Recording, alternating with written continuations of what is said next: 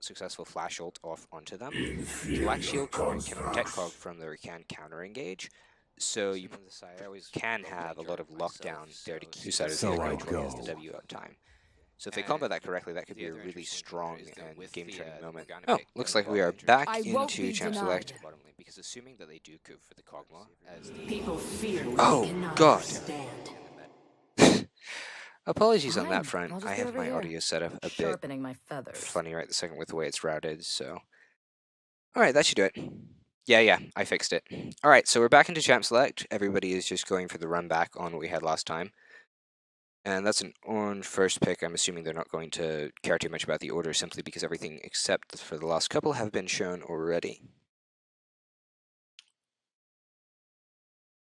Another interesting thing to note is that the brittle debuff that Ornn gives people is with both the Fire Breath and the ultimate increases the duration of crowd control and other disables, but with the Morgana, which they picked before the Ornn, they can prevent that entirely. So it'll be interesting to see how Dream Team play around that.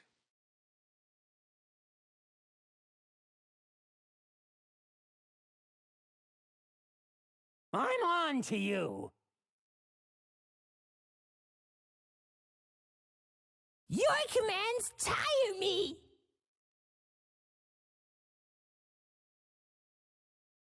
Poor foam.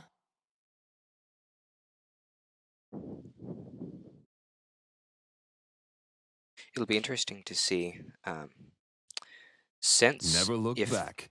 A20 decides to go for a tank in the top lane to help with their protection comp. Ornn does percent health damage, which means that conceivably, if there's a bit of a lead there, if the mid lane decides to go for an early rotation. Yep. This.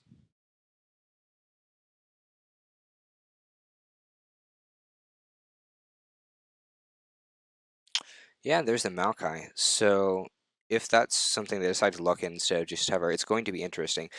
Maokai's wave clear with early is comparable to Ornn's, which is good, especially because Ornn's mana costs, despite being reduced a bit in the early game, remain high.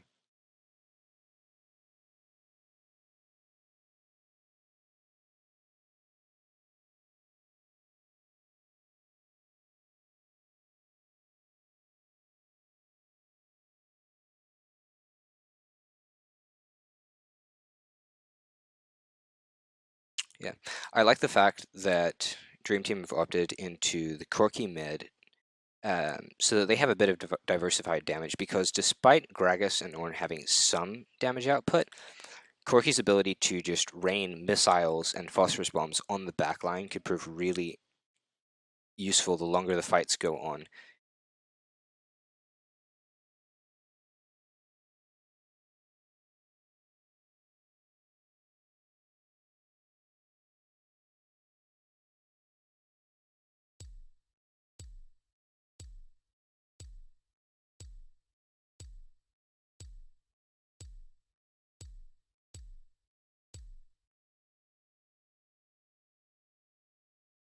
The other thing that I think makes the Corki particularly useful pick in this is that it's respecting the Maokai and Jarvan engage potential from the side of A20. So if they decide to go for a play mid lane, Corki has a very, at least, safe ability to opt out of a trade.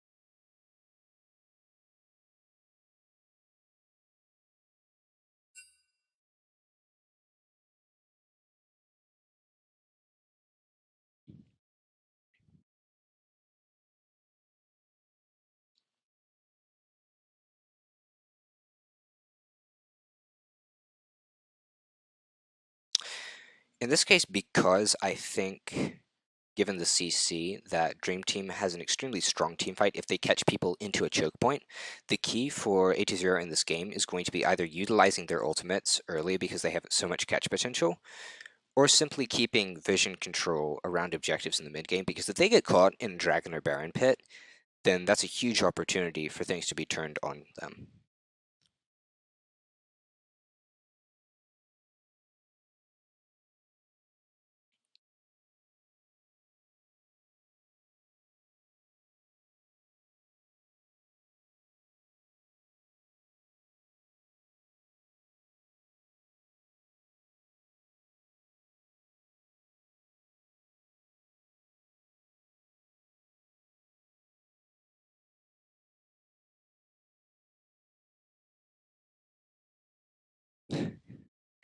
Yeah, despite the nerf start and sensor, since obviously the world's patch 7.18, this game looks like it's going to be largely focused around the AD carries. What I do like about Dream Team's draft is that both Rakan and Tristana have a way of escaping if they just their opponents try to go for some sort of all-in down there. So it's really going to depend on whether or not A20 can bait them into overextending or control vision or go for a concerted dive, because at level 6 with the Jarvan and Ori both roaming down or Maokai trying to teleport behind, there's a high potential for a dive under tower that leads to first to rate gold and a big spike for them. But it's going to require misplays, I think, on the side of Dream Team for that to go off without a hitch.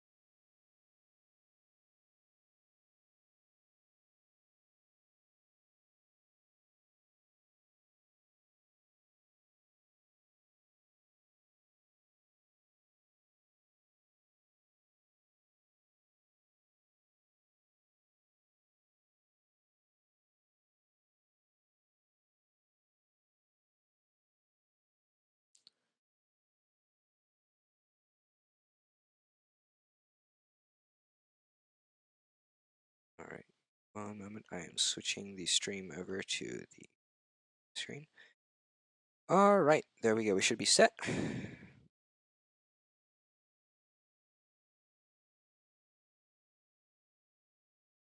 Okay, so as we're loading in real quick, I think the last thing to note before we go into game is take a gander at summoner spells for Dream Team, since they were a bit cut off in the lobby, and obviously keystones. So Jarvan opted into the Thunderlords as opposed to Courage of the Colossus, which I think gives him a lot more utility in the early ganks, because if you can get onto somebody and apply that little extra proc of damage, it can mean the difference between a kill and them simply getting away. This is especially true since Corki has teleport instead of barrier or exhaust or a similar spell that provides utility in fights. So it's possible that they try to look for that lane in the early game instead of focusing all of their attention bot.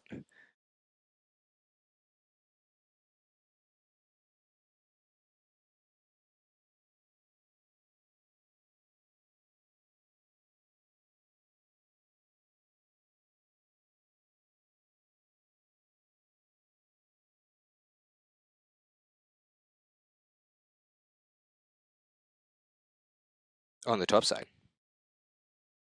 On the top side.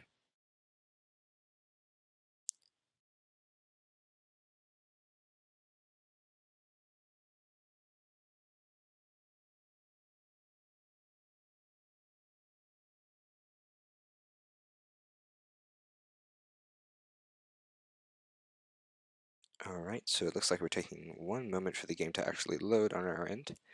And here we go. Alright, so everyone's going to be spawning into the Nexus. Here we go with the Pogma skin. Looks phenomenal to me. Yep. Been a perennial favorite ever since its release. Dark Star Oriana. Beautiful effects. Oh, flashing the Mastery emote. Someone's feeling confident. 100%.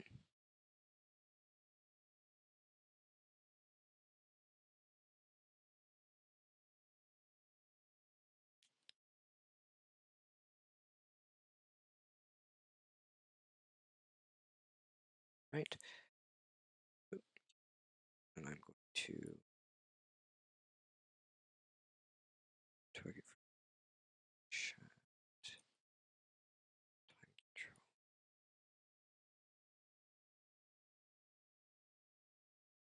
control. Okay, cool. So now we're all set. Oh, looks like there's some aggressive posturing in the river going on top side. Oriana may be coming up. Oh, and Jarvan has started autoing onto Corki. Started E already, so there's not too much threat of a kill coming through there. Maokai retreating back to his own jungle, since I don't think he wants to opt into that 2v1. Other than that, it looks like pretty standard leashes, with Jarvan walking back towards bot side, presumably for a leash on the blue buff, as you see a ping going down onto it, while on the side of Drêam Team, they're heading towards the blue buff.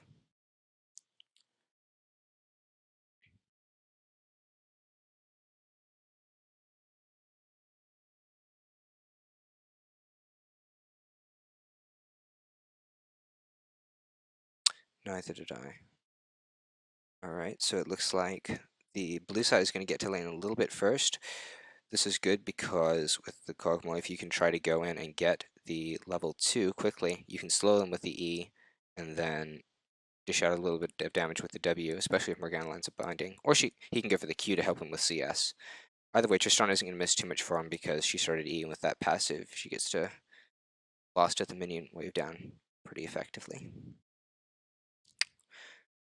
Up in the mid lane, Ori is poking out Corki pretty hard here, actually. Has established a little bit of a CS lead.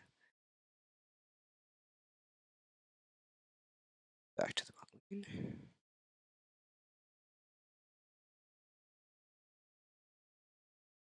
He's zoning him pretty effectively off the wave. I'm not sure if he's going to be able to set up a or even really keep the Maokai off, particularly because the saplings are fairly effective for last hitting in the early game. But we'll see how that plays out. Maokai is looking slightly lower on mana at the moment. Jarvan heading for an early invade into the red side jungle. He's going to see that Raptors have not yet been taken, and probably assume that Gragas is still topside after red buff. Backing off correctly, he's going to get vision on him here. They're pinging each other out, but it looks like they're going to back off, tossing the E into bush for vision, but nothing more. In topside, starting to set up a freeze. Yeah, he's out of mana too. He may try to go for an early recall as soon as he has enough gold for a component, and then teleport back to lane, since he does have that going for him in the early game. And it looks like we're having a little bit of invade. Nothing much coming of it, as I believe Gragas still did take away the large raptor from the camp. If we look back at bot side, it looks like everyone should have their full kit. Let me do that real quick. Yeah, Morgana has gone ahead and leveled all 3 abilities. Sometimes what happens in professional plays, you do not see the Morgana level W, since the extra poke it applies is simply not worth it when you could be putting another point into E for cooldown. That's not what we've seen in this case. Kog'Maw obviously has everything. This is Rakan. Rakan's getting poked pretty low. Oh, lands it onto the Tristana. Rakan using the E to get in and out, as Explosive Charge puts some good damage back onto Morgana.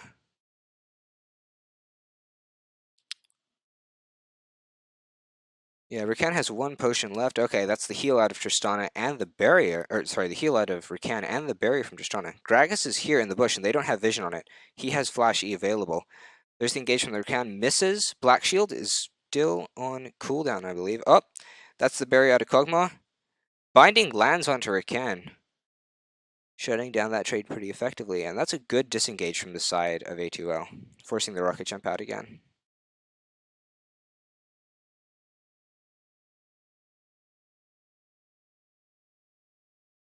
Oh, I totally missed that. Alright, well. Alright. We are going to jump back a little bit and go for a bit of a replay on this mid lane trade. Alright, shoving him in under tower. Lands the auto. I believe she's already proc Thunderlords, but that is Corki just not respecting the damage of the W. Command Dissonance taking him down. Alright.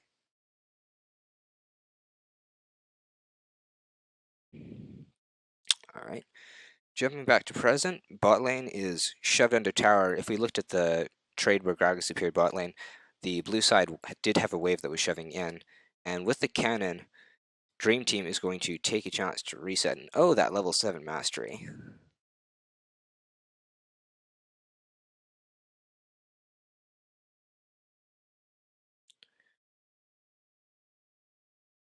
Ping from the red side going down onto the mid lane bush, and the bot lane bush probably indicating that there's vision there. I would like to see a bit more extension of vision by A20 into the river, because Jarvan opted for the warding smite, and when Corki comes and gets his package in another 2 minutes time, I want them to be prepared for the attempted run bot lane.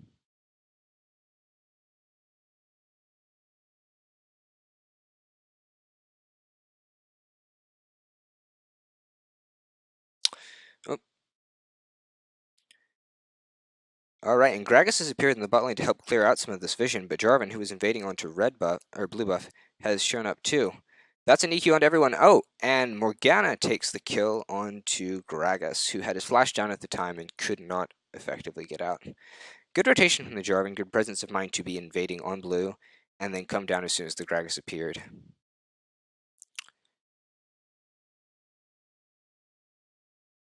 And throws the E down. And that is... Oh, that was a beautiful cue to predict the flash out of... Or the E out of Rakan. My apologies. And I was not actually aware that you could teleport onto a Jarvan flag. I knew this applied to things like Rek'Sai tunnels or Thresh lanterns, but that's a very clear demonstration that A20 has been practicing this play, and it's going to result in first turret for them. Gold lead ticks up to about a hair under 3,000 gold, which for 7.5 minutes into the game is quite respectable. However,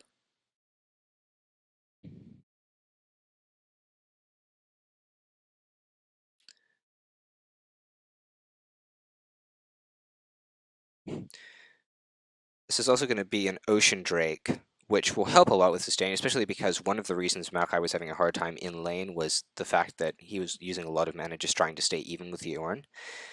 The fact that Ornn gets a shield perennially is really effective when trading from tank to tank, because Maokai's attempts to poke him through the wave just won't generate as much.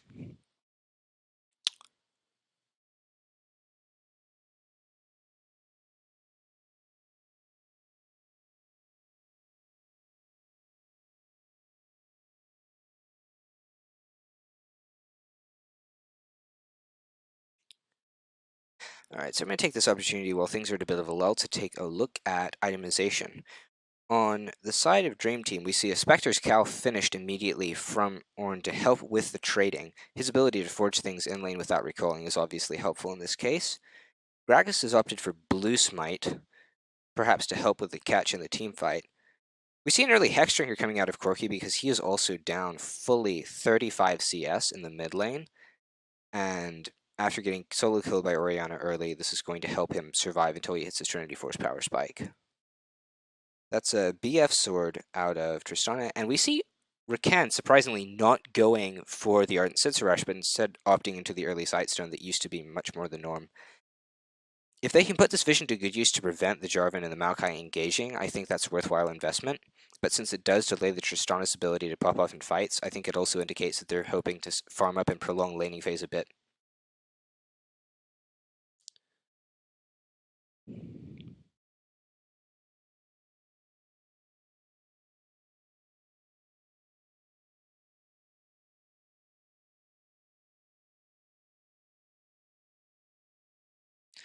Yeah, I think while this is a good play because it allows for... Oh, and Paul, that thought, we have a fight going on top lane. Ornn ults, but is not able to kill Morgana as the heal comes out and saves her life. Gragas is not able to do something. That's a really questionable trade from the Jarvan with things... Oh, but the Kog'Maw is able to get the damage off with the W and the range increase, and what looked like maybe a questionable dive at first has paid off as Gragas stayed too long.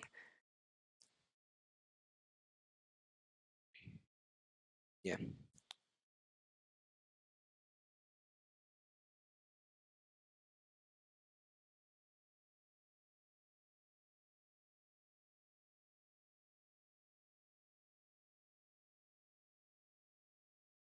Yep.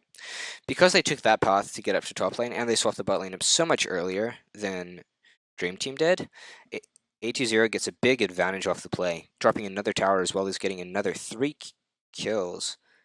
That's a 3-0 win Kog'Maw, who has the 2 major components of his Rage Blade, only lacking the Blasting Wand.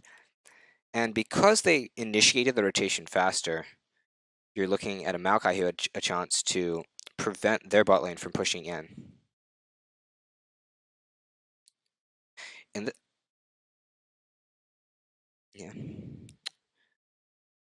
We're seeing control wards in the inventory of almost everybody on the side of A20, which I think is a really good investment. If you look at the river, they're already starting to push that vision line forward and maybe start posturing around Herald. You can see Jarvan standing there and perhaps getting ready to start it. Has been spotted out by the Scryer's Bloom from Rakan, and some of this vision is going to be cleared out. But at this point, unless Dream Team are able to respond with vision of their own, it's looking like A20 have full control of the river on top side and are going to be able to take this Herald without much contest.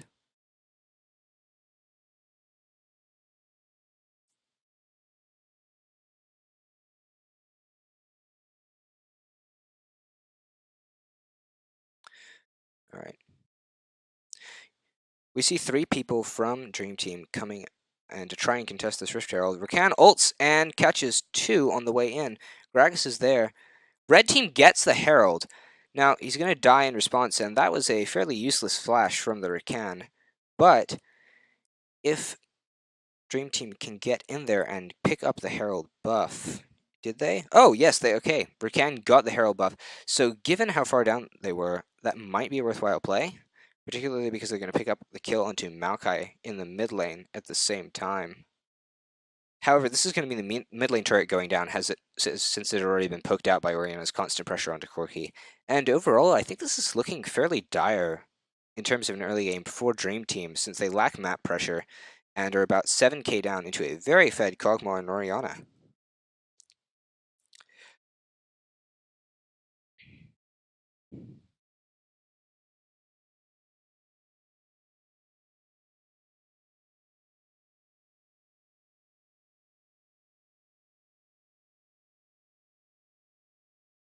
One interesting thing is that if you look at the Gragas, he hasn't been farming that much, but somehow he decided to go back and swap out the blue Chilling Smite for the Tracker's Knife for additional vision. That's an expensive choice to go back on in the early game, since you can't convert it as readily as you once could. Hopefully they can use it to get some vision control back and pay off, but otherwise that's a lot of gold spent when you're already behind. Dream Team pushing Foreman strong in the mid lane to try and get some control ahead of this Drake, and Ornn is coming up to support it.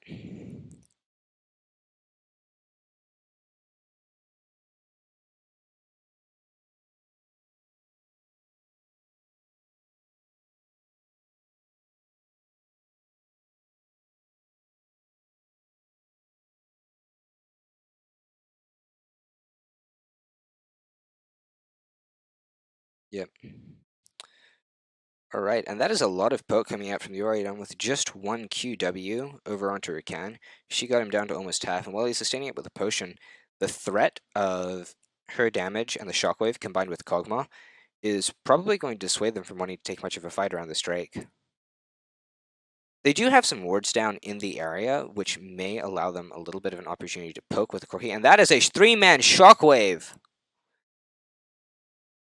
Beautiful play coming out of A20 in this fight, and while Ornn is going to try to trade some damage back, he can't do much and is forced to flash out. Jarvan flash ult onto him, and that is a dead Ornn. Drake picked up at the same time by A20. With the Kog'Maw damage, they didn't even need to rotate all their players in with how much Ori was dishing out.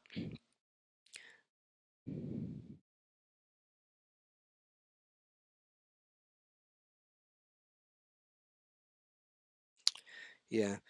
Alright, they are also pushing onto the top lane inner turret, probably going to get that as well before Dream Team can do anything about it.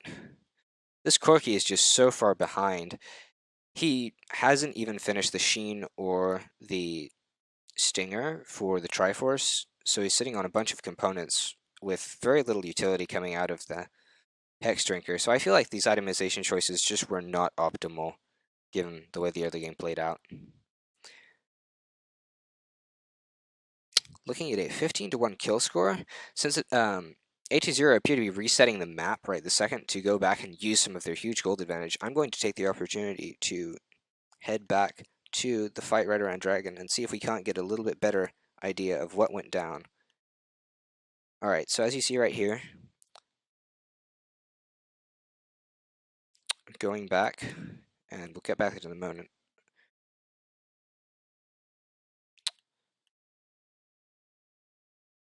Jumping forward to present. That's the Rift Herald going down. And Rakan just burst out by Kog'Maw in that fight entirely. That's some serious damage. Oh, looks like we have Jarvan going forward for a bit more poke. And wow. Gragas forced to flash just to dodge the ult coming out of Kog'Maw. That living artillery is capable of dishing out some serious damage.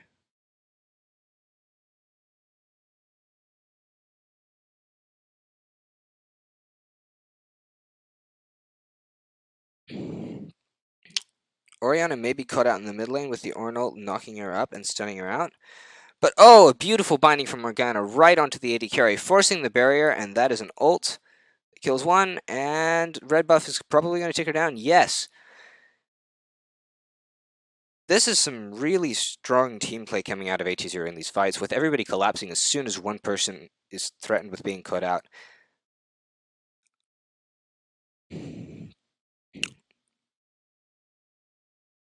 Yeah, with a double Ocean Drake for sustaining them back up, the pressure they have, and 3 still dead on the side of Drêam Team, I think they're going to be looking to close this out fairly soon as the mid lane inhibitor goes down.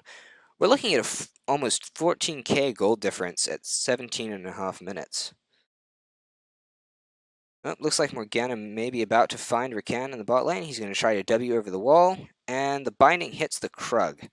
Hopefully, he will be able to back before A20 are able to collapse on him, and with their sights set on the last remaining inner turret, it doesn't look like they're going to be interested in chasing Rakan.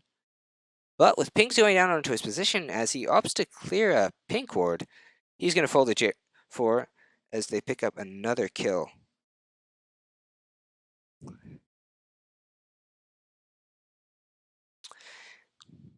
Yeah. I do think both of the junglers could have spent a little bit more time farming camps effectively in between, but given the aggressiveness from J4 and the fact that he's made his presence known in every single lane, I think it's acceptable. For 0-11 kill participation, fully 75% have been off the back of some of his play. And it does look like he's going for the Warrior into Cleaver build, seeing as they're so far ahead that putting out a little bit of extra DPS to pad those stats can't hurt. If you look at the base of Drêam Team right this second, you can see wards going down all in this area, and with Maokai's teleport up, it means that if Drêam Team extends too far out, they can get flanked very easily.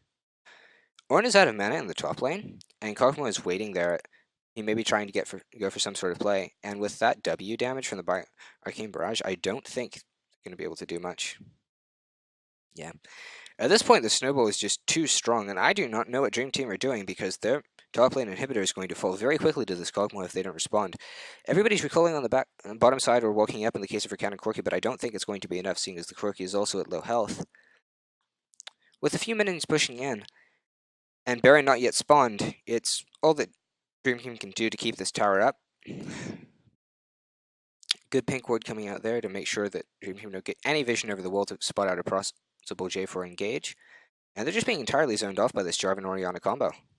It's going to be one more turret going down, the inhibitor is surely about to fall as well.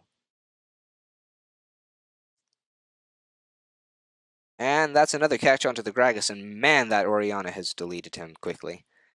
One would hope with tanking the jungle that he's able to sustain through slightly more, but the front line for Drêam Team is just not there, with Orianna also chunking the Tristana to half health, and with Jarvan going in again.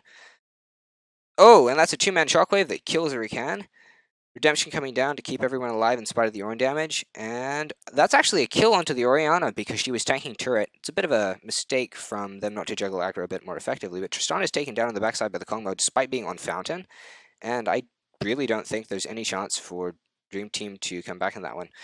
an explosive cost from Gragas is going to kill the Kog'Maw, but with the Nexus exposed and Super Minions pushing in from 2 lanes, this is going to be a very clean Game 1 victory for A20 in just under 21 minutes. GG to these guys.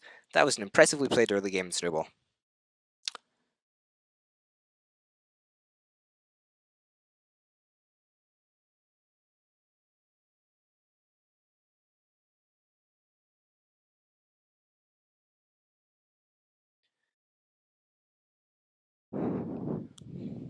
Alright, so while they're gearing up for the next game, taking a bit of a break to allow their players time to rest, regroup, and talk about some things that they might want to fix for the next draft, I'm going to go ahead and look at some of the graphs of this game. If we check the damage dealt to champions, that's Kog'Maw with 17,000 in a 21-minute game. The highest on the side of Dream Team is the Ornn due to his concentrating in the top lane with Maokai and some of the kills he got at the end, but I think they're going to need to revise their strategy in terms of damage output because the Tristana and the Corki just take longer to hit their power spikes than the Kog'Maw does. And with the amount of early game pressure that they were successfully exerting on the side of A20, they're going to have to do something serious to be able to contest that in the next game.